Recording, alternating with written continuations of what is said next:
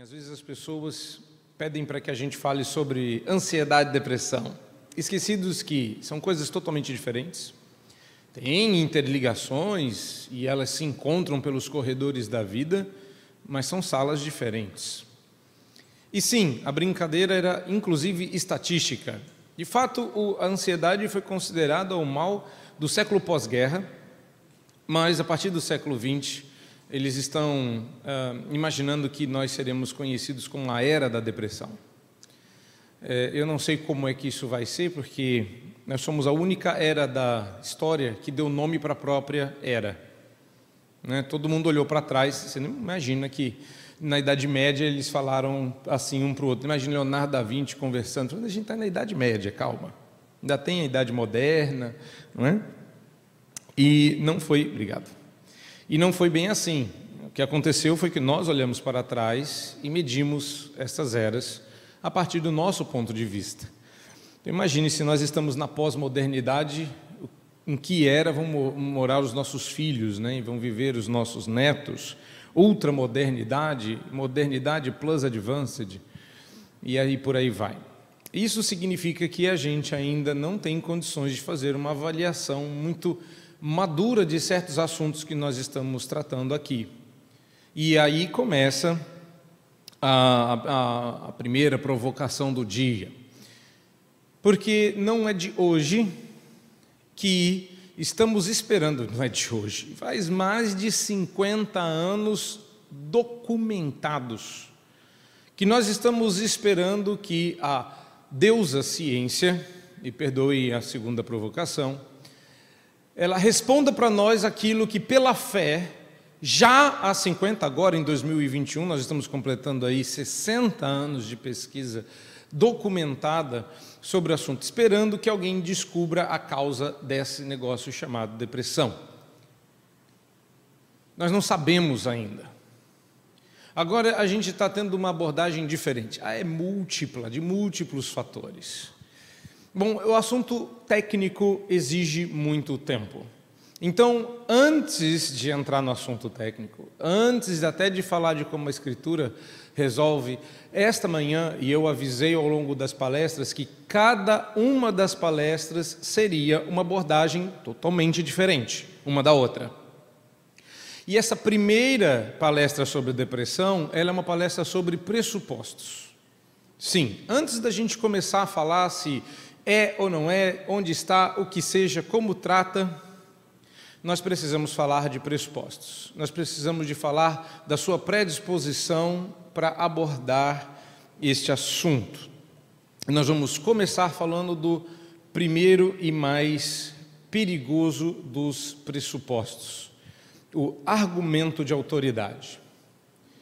Toda vez que eu vou falar sobre depressão, a primeira coisa que eu ouço é: você não pode falar sobre depressão. Razão? Só quem teve ou tem depressão sabe como é a sensação de não se ter força nenhuma para fazer nada. Essa é a primeira coisa que as pessoas dizem. Sabe o que eu ouço? Eu não tenho lugar de fala. Eu não tenho lugar de fala porque eu não tive depressão. Mesmo que eu tivesse tido, e vocês vão ficar na dúvida se eu tive ou não, eu jamais usaria isso para dar uma palestra sobre depressão, sendo quem eu sou e fazendo o que eu faço. Sabe por quê? Por causa do argumento de autoridade. Se eu concordar que só pode falar de depressão quem já teve depressão, só pode falar de pecado quem já teve pecado. É bom, mas também só pode falar de santidade quem é santo. Só pode falar de perfeição quem é perfeito. Só pode falar de coisa boa quem é bom. E como nós vimos no decorrer dessas palestras, o melhorzinho aqui, baba. Para quem não conhece a história, ligaram na casa do meu professor de aconselhamento, ele tem um ministério de ajuda de pessoas, ele recebe pessoas para aconselhar lá, e às vezes essas pessoas ficam hospedadas na casa dele. Ligaram para ele e falaram assim: aí que é a casa dos loucos? E ele falou: é aqui mesmo, o melhorzinho de nós baba. E a gente tem uma vergonha de assumir que a gente é doido, não é? A gente tem uma vergonha, mas a gente não é doido. Diz que enquanto a gente se teima que a gente não é doido, é porque a gente é. Só quando a gente assume que é, que a gente para de ser. Eu tenho um problema com o argumento de autoridade porque eu sou um cristão. Calma lá, é sério. A autoridade no cristianismo não é uma pessoa e não é a sua experiência. É a palavra de Deus, que é uma pessoa, que é um livro, que é uma voz. Deus falou e era a palavra de Deus. Deus escreveu e era a palavra de Deus. E a palavra se fez gente. Ele é a autoridade. E você percebe essa autoridade na mesma medida em que a maneira como eu falo ou exponho a palavra, o Espírito Santo testifica com o seu Espírito esta autoridade. Então, quando alguém diz assim, só quem teve depressão pode falar, só quem teve depressão tem autoridade, porque sabe, ela estabeleceu uma autoridade, uma fonte epistemológica, uma fonte de verdade, que não é a palavra de Deus. Deixa eu explicar a que nível pode. A Bíblia nunca vai pedir para você crer em absurdos. A Bíblia nunca vai pedir para você contrariar a ciência ou o senso comum. Boa ciência e verdadeira exegese sempre concordarão. Mas a gente deveria ter mais apego à palavra de Deus, porque a nossa palavra, a nossa Bíblia, diz que um peixe, que eu creio que foi uma baleia, porque a Bíblia não tem a palavra para baleia em hebraico, então um grande peixe encaixa bem numa baleia azul, engoliu um homem inteiro e o cuspiu, vivo, numa praia. Você acredita nisso? Você é doido. Mas tem gente que acredita em coisa pior, tem gente que acredita que teve um homem que foi pregado numa cruz e ele ressuscitou, está vivo até hoje. Você considera tudo isso possível, mas não considera o que eu vou falar sobre depressão seja. Preste muita atenção. Um colega meu disse certa feita que foi falar na faculdade que acreditava que a baleia tinha engolido Jonas. Lembrando que Jonas tem bem menos letras que meu nome, não confunda. Eu sou outro, eu sou amigo do rei Davi. Inclusive, trabalho com um Davi que não é rei, mas é meu chefe. E Jonas, que teria sido engolido pela baleia, segundo os crentes e a Bíblia, foi mencionado numa sala de aula. E alguém disse assim, você acredita que uma baleia engoliu Jonas? Ele falou, rapaz, eu teria acreditado se a Bíblia dissesse que foi um lambari. Vocês não entendem disso, porque vocês moram em Santos, vocês não pescam, né? Vocês sabem que o lambari é um pouquinho menor só que a baleia, né? Só para eu saber se eu estou comunicando com vocês. Ok. A cara de desconfiança, tipo... talvez seja. Você estaria disposto a acreditar nisso, se a Bíblia dissesse? Tem.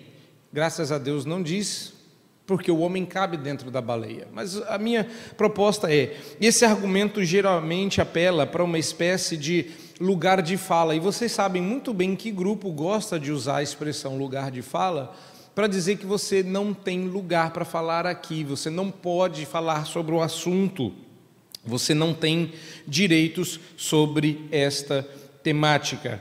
E o que isso significa? Isso significa que, e aí a gente começa a falar de Deus, que esse argumento não é quebrado só pelo princípio de eu creio na palavra de Deus como a minha fonte de autoridade, mas ela também fere a minha cosmovisão, porque quando alguém diz você não pode falar sobre depressão porque você não teve, esse alguém se sentou num trono para legislar e para estabelecer parâmetros e emitir juízos, que na minha opinião, e eu espero que na sua também, é um lugar que pertence somente a Deus.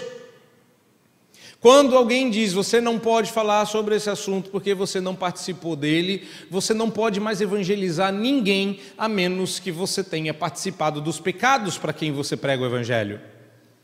Já pensou se isso fosse verdade?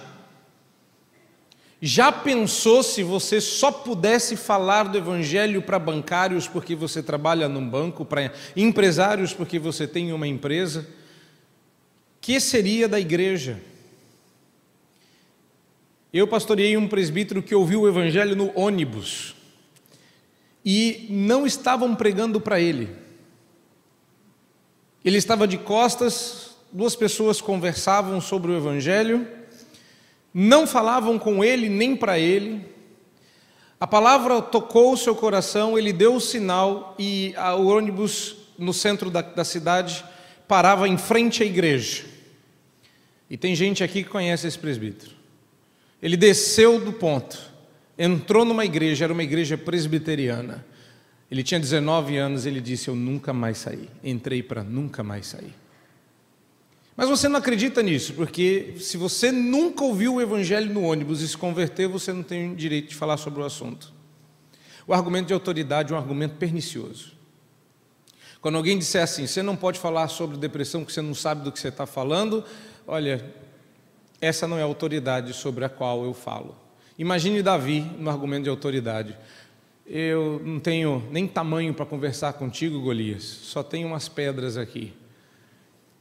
Você vem comigo com a sua autoridade, eu vou contra você no poder de Deus. Essa deveria ser a nossa autoridade. Esse deveria ser o nosso argumento. Eu posso falar sobre depressão porque eu tenho nas mãos a palavra de Deus.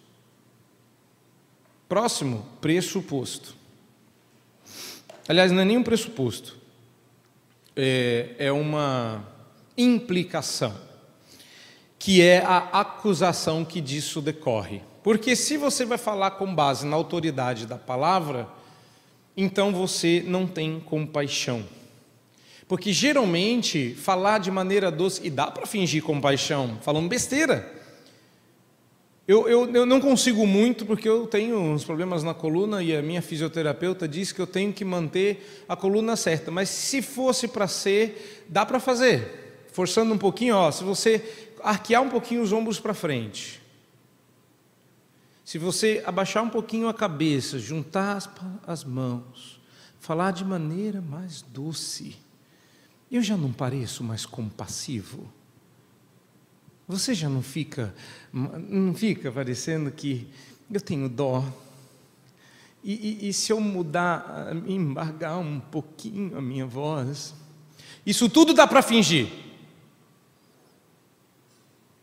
Compaixão, às vezes, é dizer a verdade de uma maneira que machuca. Não tem uma boa forma de dizer seu filho tem câncer. Alguém teve que dizer isso para os meus pais, quando eu tinha 14 anos. Como é que diz isso de maneira delicada? Vai dar tudo certo. Ele tem mais de 90% da medula dele tomada por um câncer que não tem remédio, e a essa altura ele já devia estar sendo medicado faz 3 meses. Mas vai dar tudo certo.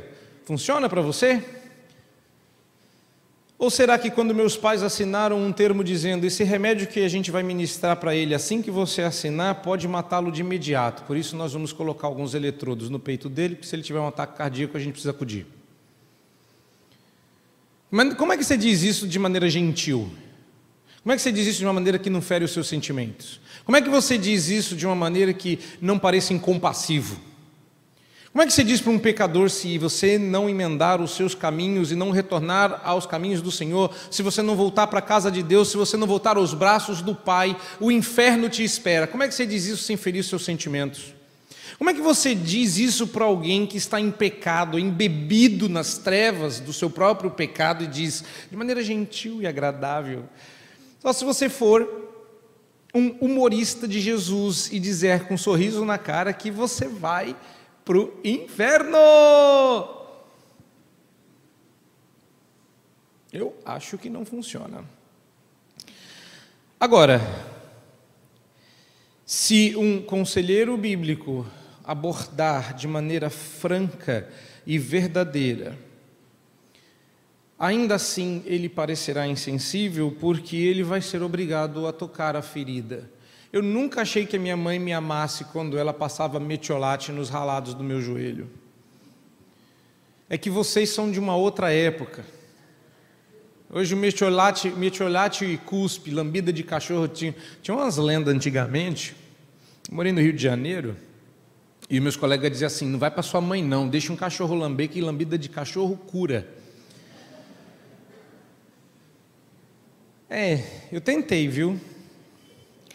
Mas que qualquer coisa era melhor que metiolate no ralado do joelho. Qualquer coisa. Eu estava topando qualquer coisa. Se fosse papagaio lamber meu joelho, eu dava um jeito. Só que no final o remédio é quem cura. Aprendi com uma senhora que eu pastoreei no interior de São Paulo, que é bom, mas é ruim. É ruim, mas é bom, perdão, é o contrário. É ruim, mas é bom. Remédio é ruim, mas é bom. Tem coisa que é ruim, mas é bom. Eu estou atendendo uma pessoa que está com depressão, que eu peguei o caso esta semana. Eu disse para ela que a gente vai fazer cura, mas não tem anestesia. Eu não tenho como fazer isso. A gente tem que pedir a Deus que derrame o bálsamo de Gileade, mas eu não tenho como fazer isso, se o Espírito não quiser. Então, não somos incompassivos, não somos insensíveis. Aliás, tem gente insensível, mas não precisa ser. Uma abordagem piedosa pode parecer falta de compaixão, mas na verdade a gente está numa emergência. Uma pessoa que está em depressão precisa ouvir verdades urgentes, e isso pode soar levemente esquisito, para não dizer incompassivo. E se esse é o seu caso, receba ajuda. Eu sei que você vai lutar, e eu acho que qualquer conselheiro experiente sabe que quem vai receber a ajuda vai lutar contra, e essa luta é normal. Então, não fique chateado quando a pessoa disser: não quero você aqui, e você lute contra a vontade de não querer ninguém. Reverendo Vadislau diz que a melhor postura é ser amigo, e a definição dele de amigo é a melhor do mundo, na minha opinião. Amigo é alguém que diz para o outro assim: eu não estou afim de ouvir, de ver ninguém, tá bom? Tá bom. Eu vou trancar a porta, tá bom? Tá bom. E o amigo arromba a porta e diz: mas eu vou ficar com você, custe o que custar. Falou: isso é amigo.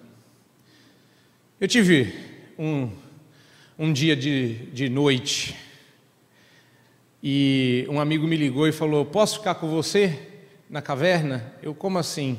Falou: existem duas cavernas na vida, uma que a gente fica sozinho, como Elias, e a outra que a gente fica com os amigos, como a de Adulão. Deixa eu ficar na caverna com você. Isso é amigo. E às vezes é difícil ser amigo, e às vezes é pior ter amigos. E eu falo com experiência, viu? Só se a pessoa for amiga para me pedir para falar sobre tanto assunto no mesmo final de semana. As coisas que a gente faz pela amizade. Segundo pressuposto, o da incompetência. Não, volta um pouquinho aqui. É isso? Não, isso. Depois eu falo daquele. O da incompetência. Conselheiros bíblicos raramente apelarão ao senso comum, e eu acho que vocês já perceberam aqui que eu não falei absolutamente nada que você conhecesse do senso comum. Eu não comecei concordando com o que as pessoas dizem lá fora e com o diagnóstico de pessoas que não temem a Deus dizem a respeito desses problemas, e então tentei dar uma solução bíblica para aquilo que foi diagnosticado por quem não teme ao Senhor. Eu estou procurando dar a vocês um diagnóstico bíblico do assunto. Eu não vou usar aqui as pretensas ou mais modernas descobertas da psicologia ou ciência.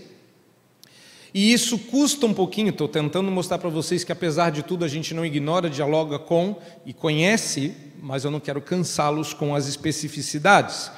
O que um conselheiro bíblico cristão fará? Usará a palavra sem pestanejar. A palavra de Deus é uma espada, uma arma sobre o que eu vou falar na sequência. E isso significa que eu não fico convencendo as pessoas de que ela é uma arma poderosa.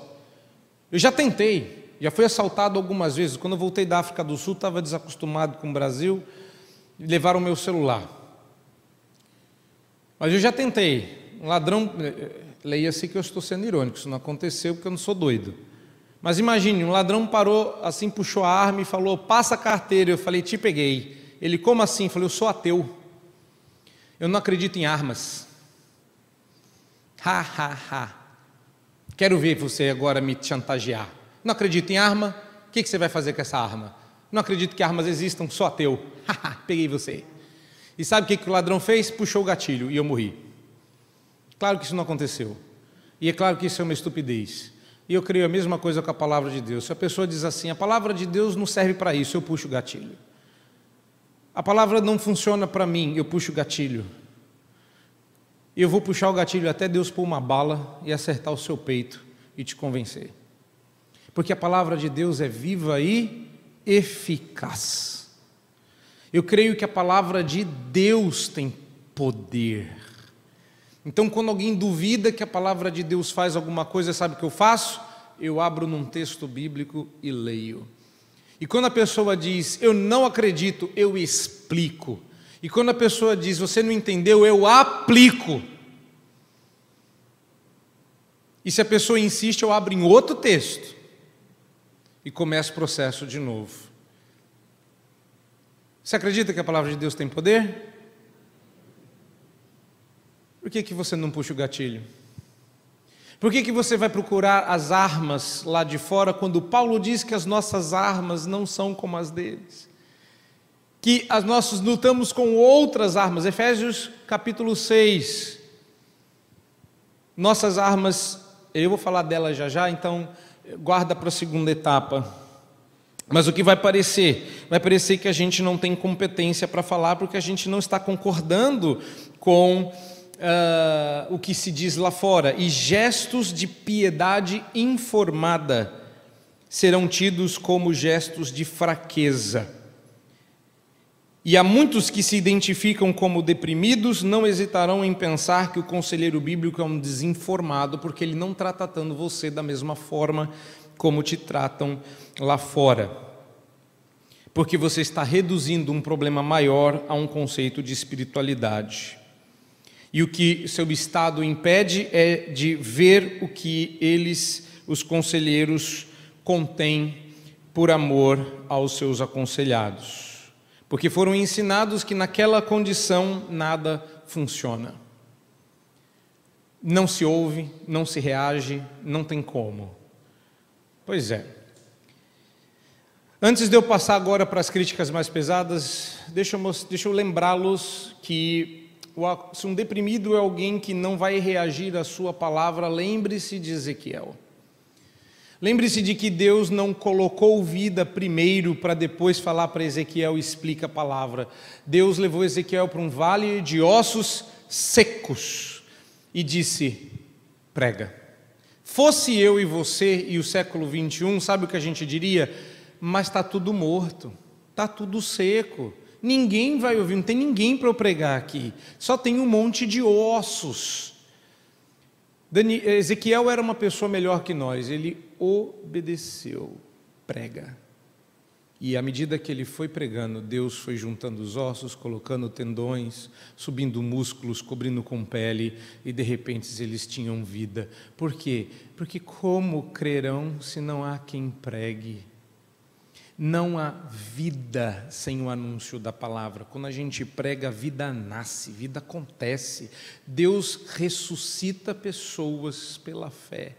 Mas se você não acreditar nisso, de que adianta eu explicar tudo sobre depressão, se você vai continuar dizendo que depressão é o que ela não é? Crendo que ela trata do jeito que não tem solução? Preferindo um diagnóstico que diz, não há cura. E que você andará com este leão invisível e negro ao seu redor. E se você bobear e deixar qualquer sombra em um canto escuro da sua casa, esse leão encontrará o portal de volta para a realidade e te morderá. Quem vive com depressão vive sempre com essa sombra. Eu não quero que você viva com depressão, eu quero que você viva com Deus. Eu quero que você viva com abundância. Eu quero que você obedeça todas as 16 vezes em que, numa cartinha minúscula, como a de Paulo aos Filipenses, ele diz com a sua autoridade, para você se alegrar Alegrai-vos no Senhor, outra vez vos digo. Já é aqui, mas isso aqui é uma depressão total, hein? Deu para ver aí que vocês estão super curados. Vamos lá, ninguém tomou a sua Ritalina com café hoje cedo? Outra vez vos digo. Vocês nunca repararam que isso é uma ordem, está no imperativo? Se Deus manda você se alegrar, o oposto é o quê? A desobediência. Ah, mas o depressivo não consegue se alegrar. Sim, minhas filhas também não conseguem me obedecer. Eu entendo do processo. Eu tenho uma baixinha lá de 8 meses. Ela nasceu pecadora, linda, nem parece pecadora. E aí eu falo bravo com ela. Ela se assusta, abre os olhos, olha para mim, olha para a mãe. Ela fica pensando, processa, falou, como é que eu escapo dessa? Sabe o que ela faz? Abre aquele sorriso banguela e diz, quem sabe ele muda. Aí você fica num outro dilema, e agora? Continuo ralhando ou digo que é uma gracinha e dou um beijo nessa bochecha? O coração alegre formoseia o rosto, mas antes da gente chegar no fim, vamos passar pelo processo. Pastor, o senhor não pode falar que você não é especialista. Concordo, vamos aos especialistas. Dr. Charles Rhodes, médico, e ele é um especialista. E ele quem diz que a questão real não é se os antidepressivos funcionam ou não, que eu sei que esse é o último argumento. Mas, pastor, os remédios funcionam. Ninguém perguntou se eles funcionam. Eu sei que eles funcionam. Senão ninguém comprava. Mas aí vem um médico, não um pastor, que diz que o real problema não é se eles funcionam, o que no caso positivo comprovaria a depressão como doença. A pergunta é, por que funciona? E para nossa surpresa, essa não é uma pergunta nova, não dá para eu falar muito sobre isso, então vamos para o que ele diz. Remédios funcionam em pesquisas também, viu? Pesquisas funcionam, tá? E numa pesquisa que examinou 47 estudos de antidepressivos, pesquisa conduzida e financiada por laboratórios médicos, Irvine Kish, outro especialista, descobriu que 82 dos benefícios da medicação eram de efeito placebo. Em mais da metade dos estudos, publicados ou não, os antidepressivos não produziram um efeito melhor do que o placebo no tratamento de depressão, e em 87% dos pacientes com depressão, a diferença entre a droga ativa e o placebo era inexistente. Ainda tem livraria lá embaixo? Pois é, esse livro que eu estou citando tem lá embaixo. Eu perguntei e pedi ao Laurete para trazer. Quer ler especialistas? É só, sei lá, comprar o livro. Depressão e transtorno bipolar. Depressão e transtorno bipolar. Isso que eu falei está na página 49. Tá? Ele também diz outra coisa terrível. Ele diz que nós não somos obrigados a crer que desordens de humor, nós já falamos sobre humor aqui, você não veio e perdeu. Você pergunta para o pessoal que veio, a gente já falou sobre humor, não é? Desordens de humor são causadas por um desequilíbrio químico ou medicamento atualmente disponível pode afetar tal desequilíbrio. A evidência científica não se encontra ali no sentido de provar tal afirmação. Ele não é o único que diz isso.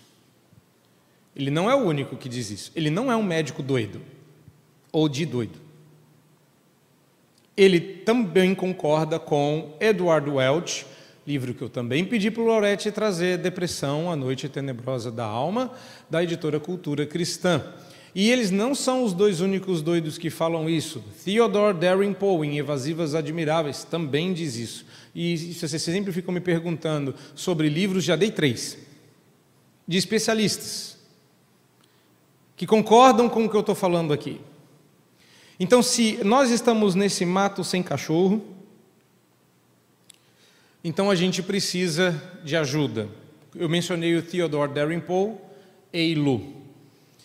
Não é de surpreender que se toda pessoa no mundo ocidental, de acordo com o Manual Diagnóstico Estatístico, DSM, sofre, em média, 2 transtornos psiquiátricos por ano e, dada a aceitação sem crítica da teoria do desequilíbrio químico do transtorno mental, 1/5 da população dos Estados Unidos atualmente tome um medicamento psicotrópico de algum tipo. Deixa eu resolver esse problema rapidamente com vocês, antes de passar para a parte que interessa e aí gastar os meus próximos 20 minutos finais. Pode ser, né? Acertei no tempo? Eu fiz a conta certa? Estou abusando aqui, mas são só 5 minutos a mais. Deixa eu dar para você uma resposta que eu sempre dou para as pessoas, que é rápida, na maioria dos casos muito eficiente. Quando alguém diz para você, como é que é feito o diagnóstico? Você chega num consultório, senta, conversa com o especialista, ele ouve os seus sintomas e diz: você tem um desequilíbrio químico no cérebro. Quer ver uma pergunta que acaba com a brincadeira? Como é que o senhor sabe disso? Porque é fantástico. O camarada é o Charles Xavier, X-Men da psiquiatria. Ele conseguiu ver um desequilíbrio químico no seu cérebro sem fazer um exame. Fantástico. Eu adoro pessoas com superpoderes. Como eu já tive, é sério, você não veio ontem, eu contei para eles que uma das reações que eu tive à quimioterapia era lançar raios. Eu ficava muito elétrico, literalmente, e pulavam arcos voltaicos dos meus dedos. Dei choque no meu pai, na minha esposa, tudo família, né? Porque eu não dava choque também em qualquer um. E era legal ter superpoder. Ruim era ser careca, né? Por causa da quimioterapia. Mas diz que o melhor dos X-Men é careca, né? Vocês não conhecem isso porque vocês só assistem Marvel. Mas tem um careca bom lá, né? Então, eu já fui um desses. Então, eu adoro superpoderes. Então, a primeira pergunta é: como é que o senhor sabe disso? Aí ele vai dar um monte de teoria. Não, a pergunta não é como é que o senhor sabe da teoria. Eu quero saber como é que o senhor descobriu o meu desequilíbrio químico. O que está errado? Qual é o exame que diz qual é o desequilíbrio químico? E você leva essa para casa. Quando alguém disser assim: você está endoidecido, porque o seu cérebro está bagunçado nas suas múltiplas coisas e transtornos e não sei mais o que. E não, tudo bem, não tenho nenhum problema com isso. Joia. Faz 50 anos que a gente está tentando descobrir todos os neurotransmissores, qual é a medida ideal e como faz para mudar. Então é só me dizer qual exame que eu faço para comprovar isso. Quando alguém diz assim: você tem diabetes, ele não faz isso conversando, ele faz um exame. Quando disseram que eu tinha câncer, tiveram que mostrar um exame. Se você diz que vocês ficam falando de doença, isso é doença igual a qualquer outra, beleza, então cadê o exame? Não, é doença mental. Nesse caso não é, porque estamos falando de desequilíbrio químico no cérebro. Quais químicas? Quais exames? Segundo os especialistas que eu mencionei, não há. Não há o exame. Talvez haja um desequilíbrio. Faz 50 anos que nós estamos procurando por ele. E eu não tenho nenhum problema com isso. O meu problema é dizer que você tem algo que eu não posso provar. Se eu tenho que acreditar em algo que eu não posso ver, o nome disso não é outro senão... Obrigado, pastor. Vocês não sabem o que é. Deixa ele responder. Senão... Fé. Se eu preciso de fé para acreditar em alguma coisa, essa alguma coisa não pode ser uma doença. Ou será que você acredita no Covid pela fé? Não tem como, né, minha irmã? Covid mata de verdade, né? Tem gente que não acreditou no Covid. E o que aconteceu? Não é brincadeira. Eu não estou de brincadeira. Próximo. Bom, primeira coisa, eu tenho um texto escrito sobre isso, publicado em alguns blogs, tirei de todos porque coloquei em um só. Depois você vai ler isso na página do Aconselhamento Redentivo, quando ela estiver no ar, e o Lacerda vai mostrar para você. Isso é um trechinho. Você conhece o monismo físico? É o que eu tenho criticado durante toda essa conferência. O monismo físico diz que você pode ser reduzido a um único fator de existência, o físico. Só que você não é monista físico. Você pode ser monoteísta, ou seja, acredita que apenas um Deus existe. Mas monista você não pode ser. O pensamento que diz que nós somos o que podemos ver e tocar, reduz você ao físico e esquece que você tem um lado não físico que está bem aí, incomodado com o que eu estou falando, chama alma. Ou você vai negar a sua alma, ou você vai negar que você é você, e que tudo que há em você são transmissões neurosinápticas, frutos de uma química desconhecida da sua cabeça. A alma é coisa da sua cabeça, dizem os especialistas. Não, o monismo físico está errado. Vivemos numa cultura que presume que nós somos só os nossos corpos. Isso é mentira. Quando Deus criou o nosso corpo, Ele não passava de um boneco de barro, vermelho e sem vida, para que você fosse você, para que você passasse a ser, desculpa a tecnicidade, depois você traduz para eles que você era bom aluno. Nefesh Hayah. Vamos ver se ele... Estou brincando. Já pensou se tu não lembra o que é? Mas ele lembrou. Alma vivente. Nefesh Hayah, para que você passasse a ser... Você é seminarista. Eu podia ter usado você. Eu estou guardando você para o final. Para que você passasse a ser alma vivente, o que Deus teve que fazer? Soprar de si o sopro de vida. Se quedar as suas narinas inválidas e empurrar para dentro sua alma. E você não passou a ter uma alma, você não passou a ser um bonequinho que anda, você se tornou um ser e passou a ser Nefesh Hayah, alma que anda, alma que vive, garganta que respira. Provérbios, abre a sua Bíblia lá. Provérbios? Não, que Provérbios? Tiago. Provérbios. Isso é o cansaço. Muitas palestras me fazem delirar. Provérbios era de ontem. Vai passar, né? Tiago 1, 2 a 4.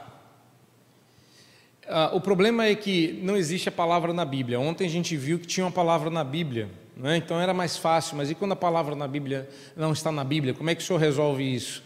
A ausência do vocábulo depressão impede de nós encontrarmos encorajamento e propósito nessa passagem.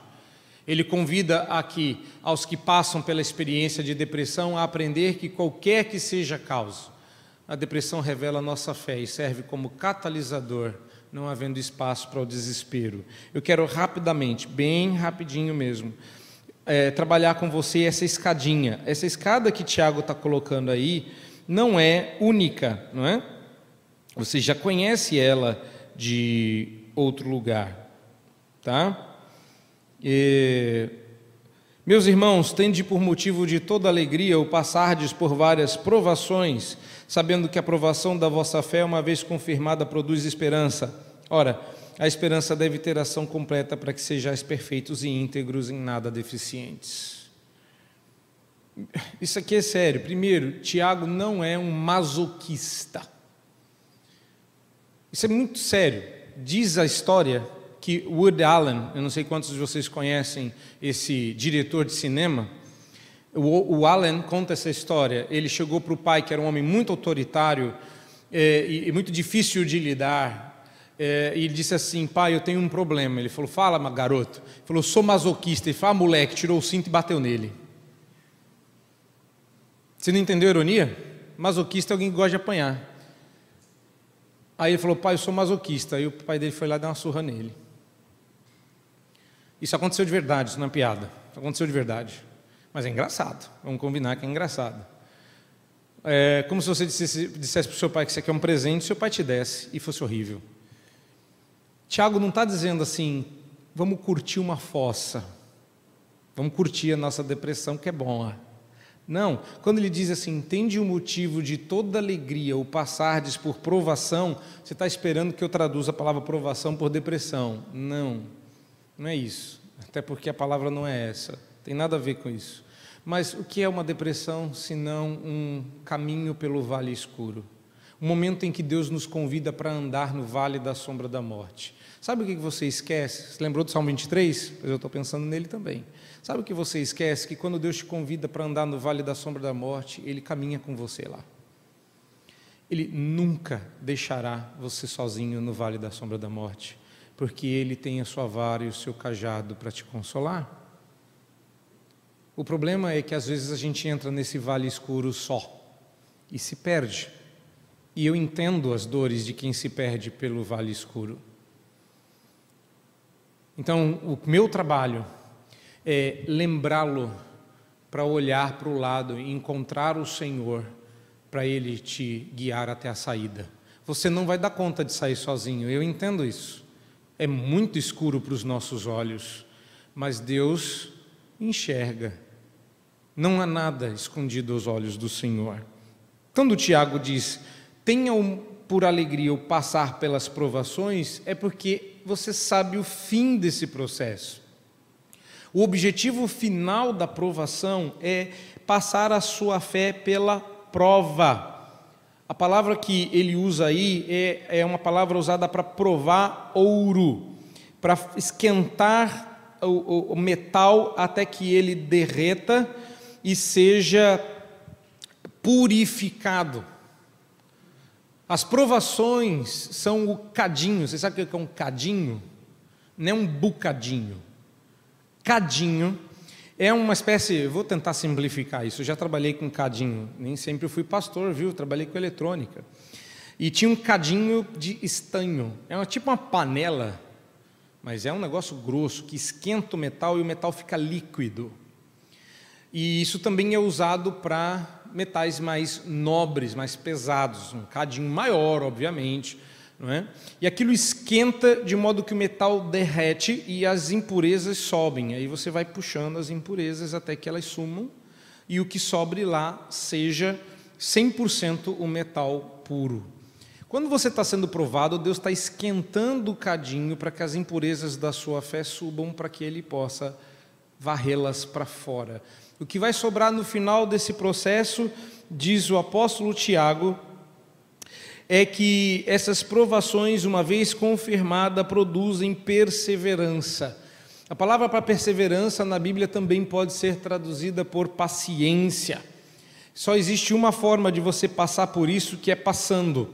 Como é que eu sei disso? Verso 4, a perseverança precisa ter ação completa. Para quê? Para que você seja perfeito e íntegro, em nada deficiente. Durante a conferência eu falei sobre perfeição. Hoje nós vamos ligar esses pontos. Você não perdeu, perdeu um pouco, óbvio, se você não veio, mas perceba como as coisas vão se ligando, perceba como elas vão se dialogando. O objetivo final do Senhor não é deixá-lo com as suas lágrimas, é enxugá-las, para que um dia elas não mais existam. Mas se você tiver que chorar aqui para experimentar a glória lá, Deus não hesitará fazê-lo sofrer, porque leais são as feridas de quem ama. Você esqueceu disso? Mas a nossa cultura e o nosso tempo têm dificuldades de aceitar a tristeza como um dom. A gente acha que o fim principal da vida é a alegria e que nós temos o direito de sermos felizes e alegres o tempo todo. E a gente esqueceu dois problemas: vivemos no mundo em queda e somos nós mesmos caídos. Deveríamos estranhar ter alguma felicidade neste mundo. O que deveria ser estranho à nossa experiência são os dias de sol. O que deveria ser esquisito na nossa existência são os dias de alegria, prazer e deleite. Isso tudo é graça.